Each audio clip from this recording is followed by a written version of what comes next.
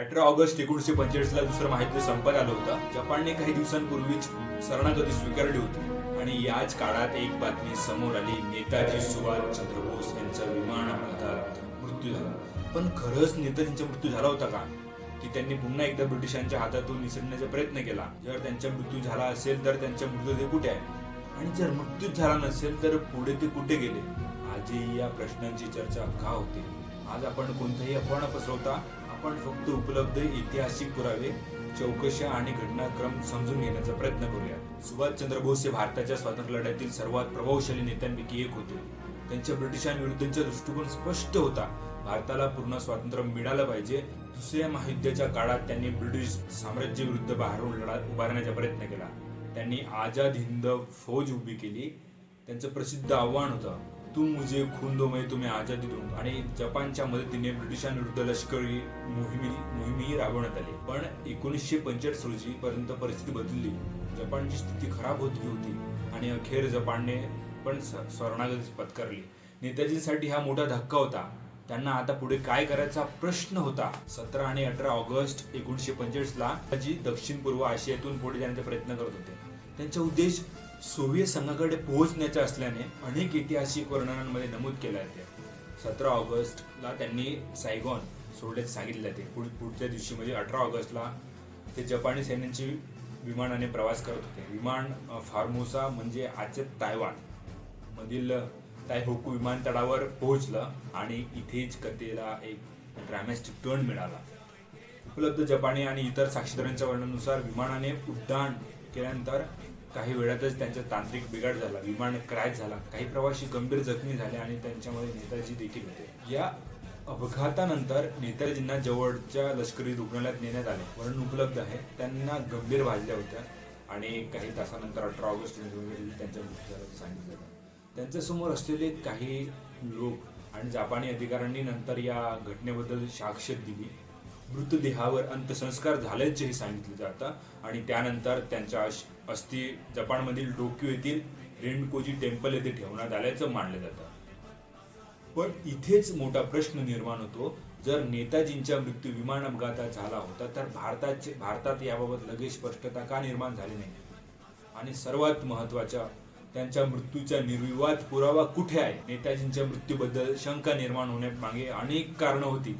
सर्वात महत्त्वाचं म्हणजे त्यांच्या मृत्यूंच्या थेट सर्वसामान्य असा फिजिकल एव्हिडन्स दीर्घकाळ उपलब्ध नव्हता. त्यांच्या समर्थकांमध्ये ही भावना होती की नेताजी एवढ्या सहजपणे संपल नसतील. याशिवाय वेगवेगळ्या काळात नेताजी जिवंत असल्याच्या अनेक अफवा पसरल्या. काहींनी सांगितलं की ते सोव्हिएत संघामध्ये गेले. काहींनी सांगितले की वेगवेगळ्या देशांमध्ये त्यांना पाहिल्याचा दावा केला. आणि भारतात एक थेअरी अशी लोकप्रिय झाली की नेताजी एका साधूच्या रूपात भारतात परतलेले होते. पण इथे एक महत्वाची गोष्ट आहे, अफवा आणि पुराव्यात फरक असतो. एखाद्याने मी नेताजींना पाहिलं असं सांगणं म्हणजे तो पुरावा होत नाही. म्हणून भारत सरकारने वेळोवेळी या प्रश्नांची चौकशी केली. नेताजींच्या मृत्यूबाबत भारतात अनेक चौकशा झाल्या. 1956 मध्ये शहानवाज खान समिती स्थापन करण्यात आली. या समितीने निष्कर्ष काढला की नेताजींचा मृत्यू 18 ऑगस्ट रोजी विमान अपघातात झाला. यानंतर 1970 मध्ये खोसला आयोग स्थापन करण्यात आला. या आयोगानेही विमान अपघातात मृत्यू झाल्याच्या निष्कर्षाला समर्थन दिलं. पण कथा इथे संपत नाही. 1999 मध्ये न्यायमूर्ती मनोज कुमार मुखर्जी यांच्या अध्यक्षतेखाली मुखर्जी आयोग स्थापन करण्यात आला आणि या आयोगाने उपलब्ध पुराव्यांचा पुन्हा अभ्यास केला. 2005 मध्ये आयोगाचा अहवाल सादर करण्यात आला. या आयोगाने विमान अपघातात नेताजींचा मृत्यू झाल्याचा निष्कर्ष स्वीकारला नाही. म्हणजेच आपल्या समोर एक अत्यंत महत्वाची गोष्ट येते. विमान अपघाताची थिअरी आहे, तिच्या समर्थनार्थ साक्षी आणि कागदपत्रे आहेत, पण या विषयावर सार्वजनिक आणि ऐतिहासिक वाद पूर्णपणे संपलेला नाही. तर 18 ऑगस्ट 1945 नेमकं का घडलं, काय घडलं? आज उपलब्ध असलेल्या प्रमुख ऐतिहासिक पुराव्यांवर आधारित सर्वात स्वीकारलेले स्पष्टीकरण असं आहे की नेताजी जपानी विमानातून प्रवास करत होते. तायहाऊ जवळ विमान अपघात झाला. ते गंभीररित्या जखमी झाले आणि 18 ऑगस्ट 1945 रोजी त्यांचा मृत्यू झाला. हीच भारत सरकारच्या अधिकृत भूमिकेशी सुसंगत असलेली प्रमुख कथा आहे. पण त्यांच्या मृत्यूभोवती निर्माण झालेली प्रश्नांमुळे हा विषय आजही चर्चेत आहे.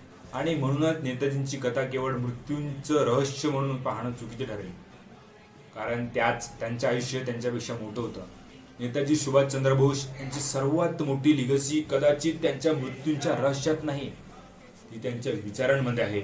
एका तरुणाने आपलं कम्फर्टेबल फ्युचरचा त्याग केला, ब्रिटिश साम्राज्याच्या विरुद्धात उभं राहण्याचा निर्णय घेतला, हजारो भारतीयांना एकत्र केलं आणि जगभर फिरून भारताच्या स्वातंत्र्यासाठी मदत मिळवण्याचा प्रयत्न केला. आज आपल्याला त्यांच्या समोर बलिदान देण्याची गरज नाही, पण त्यांच्या आयुष्यातून एक गोष्ट नक्की शिकता येते, मोठं ध्येय असेल तर परिस्थितीपेक्षा तुमची डिटर्मिनेशन मोठी असली पाहिजे. 18 ऑगस्ट 1945 रोजी नेताजींचे नेमकं काय झालं यावर इतिहासात आजही चर्चा आहे. पण एक गोष्ट मात्र निर्विवाद आहे, नेताजी सुभाषचंद्र बोस यांचं नाव भारतीय स्वातंत्र्य लढ्यांच्या इतिहासातून कधीच मिटू शकत नाही. कारण लोक इतिहास वाचतात, काही लोक इतिहास घडवतात. कदम कदम बढ़ाए खुशी की